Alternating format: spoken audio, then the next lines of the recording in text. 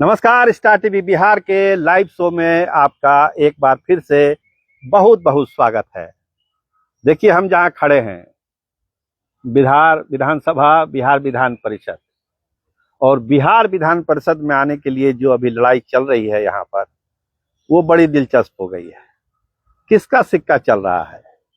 क्या ललन सिंह की बात मानी जा रही है या संजय झा उन पर हावी हो गए हैं? संजय झा की चल रही है। क्या कोई अपर कास्ट का कैंडिडेट जेडीयू से जा रहा है एमएलसी? तो इसका जवाब ना में है। और बीजेपी में तो लगता है कि सम्राट चौधरी की ही चली है, क्योंकि सम्राट के ही लोग एमएलसी बनने जा रहे हैं। तो जनता दल यूनाइटेड और बीजेपी में करीब करीब नामों को अंतिम रूप दे दिया गया है। आज हम अंदर की खबर आपको बताएंगे कि कल जो लिस्ट थी उसमें क्यों फेरबदल किया गया।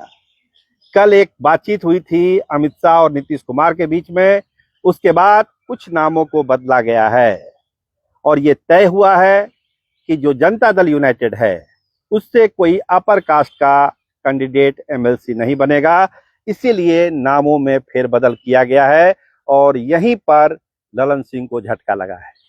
जो उनके कैंडिडेट थे, एक दो नाम हर्षवर्धन जी का भी आ रहा था, एक दो और नाम थे, वो नाम कट गए हैं। और जनता दल यूनाइटेड ने जो नाम तय किए हैं, एक नाम तो आप लोग जानते ही हैं, निशांत कुमार का है, कोई किंतु परंतु नहीं। लेकिन जो दूसरा नाम आया है वो नाम है नारायण भंडारी का। नारायण भंडारी मधुबनी के इलाके के हैं और उनको एमएलसी बनाया जा रहा है। इनको फूलो भंडारी भी लोग जानते हैं, फूलो भंडारी के नाम से। संजय झा के खासम खास हैं नारायण भंडारी, उनको एमएलसी बनाने की सिफारिश हो सकती है। नाम करीब करीब इनका तय हो गया है। तो संजय झा ने अपने कोटे से एक नाम फाइनल कराया है, जिसका नाम है नारायण भंडारी। एक नाम कल से ही चल रहा था आपको, ललन मंडल जी का, जो पिछले बार छूट गए थे। कल भी हमने कहा था कि ललन मंडल का नाम तय है। तो निशांत और ललन मंडल दो नाम तय है, पहले से थे।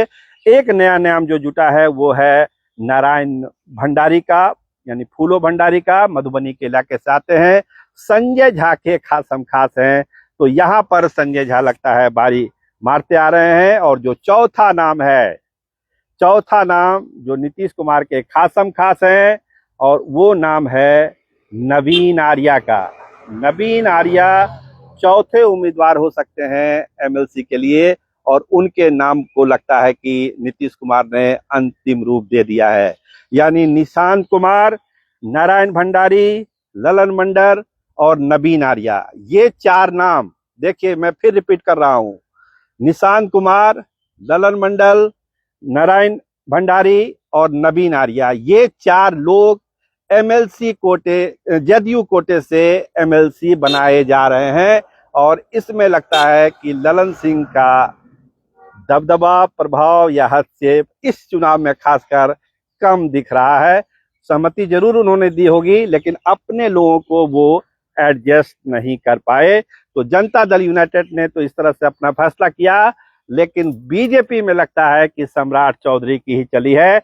उनके खासम खास संजय खंडेलिया खगड़िया के इलाके से आते हैं, सम्राट चौधरी के खासम खास हैं, उनका नाम एमएलसी के लिए लगता है कि बीजेपी ने फाइनल किया है। संजय खंडेलिया नाम है।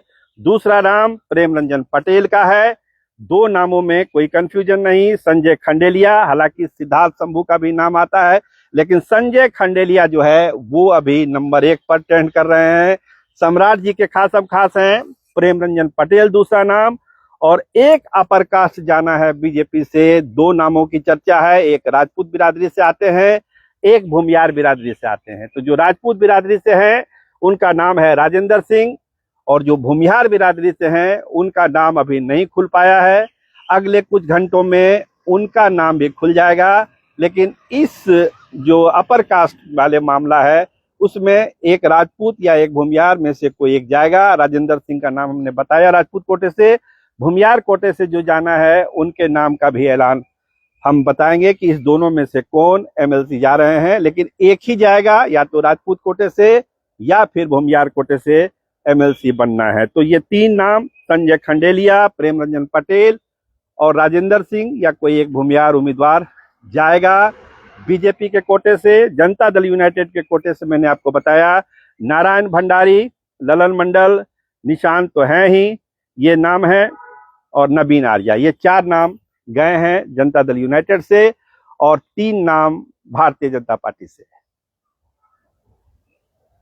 तय ही उपेंद्र कुशवाहा वाले कोटे से, उसमें कुछ कहना नहीं है। दीपक प्रकाश हैं, एलजेपी से सब लोग जान रहे हैं, उनके भांजे जाने हैं, चिराग पासवान के भांजे को जाना है, और जो इधर निशांत को जाना है सबको पता है। लेकिन एक चीज और देखिए, एमएलसी चुनाव में एक ट्विस्ट और आ सकता है। ये जो आखिरी सीट है जो आरजेडी की कही जा रही है, सम्राट चौधरी क्या, जैसे राज्यसभा में सारी सीटें जीतने का एक रिकॉर्ड बना, सम्राट चौधरी चाह रहे हैं कि विधान परिषद में भी सारी सीटें, यानी जो एक सीट आरजेडी को कही जा रही है उस सीट पर भी एनडीए का प्रत्याशी जीत कर चला जाए। और कल भी हमने आपको इशारा किया था कि इसकी तैयारी चल रही है कि वो जो आखिरी सीट है उस पर एनडीए का कब्जा कैसे हो, क्या आरजेडी टूटेगी या फिर कोई और खेल होगा, इसकी तैयारी चल रही है, अभी समय है। लेकिन सम्राट चौधरी जरूर चाहेंगे कि 100% का जो स्ट्राइक रेट है जो राज्यसभा में हुआ, वही 100% का स्ट्राइक रेट एमएलसी चुनाव में हो और आरजेडी देखते रह जाए और एनडीए का प्रत्याशी चुनाव जीतकर, स्वाभाविक है वो बीजेपी की तरफ से ही होगा वो प्रत्याशी, वो जीतकर मैदान में आए, यानी बीजेपी से 4 एमएलसी चुनाव जीतकर बिहार विधान परिषद में, जो आप देख रहे हैं सामने है भवन विधान परिषद का, इसमें पहुंचे और सम्राट चौधरी की जय जयकार हो और 100% जीत का जो ट्रैक रिकॉर्ड है सम्राट चौधरी का वो पूरा हो सके। तो अभी जो अपडेट है एमएलसी चुनाव के लिए वो यही है कि कोई अपर कास्ट का कैंडिडेट जनता दल यूनाइटेड की तरफ से नहीं जा रहा है और बीजेपी की तरफ से जो नाम है संजय खरडेलिया का, प्रेमचंद पटेल, राजेंद्र सिंह और एक भूमिहार कोटे में से कोई नाम आएगा, ये नाम है।